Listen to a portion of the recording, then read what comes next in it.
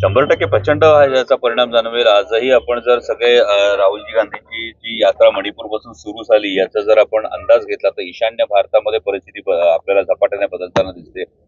परवाची पाटण्याच्या ग्राउंडवर जी प्रचंड अतिविशाल जी सभा झाली, या सभेचा जर आपण रिपोर्ट बघितला, आसाममधली परिस्थिती बदललेली दिसते आणि महाराष्ट्रातही ज्या पद्धतीनं खासदार राहुलजी गांधी यांच्या यात्रेचं स्वागत करण्यात आलं, नंदुरबारमध्येच याची चुणूक जी बघायला मिळाली. आता हे सर्वसामान्य प्रेक्षकांचं दुर्दैव आहे की जे मेनस्ट्रीम चॅनल्स आहेत त्यांच्यावर अनेक बंधनं असल्यामुळे जशा पद्धतीने इतर रॅलीज दाखवल्या जातात, म्हणजे तुमच्या चेहऱ्यावरची स्माईल ही गोष्ट सांगते, इतर रॅलीज दाखवल्या जातात तशी राहुलजी गांधी यांची भारत न्याय जोडो यात्रा ही दाखवायला थोड्या मर्यादा तुम्हाला सगळ्यांना येतात.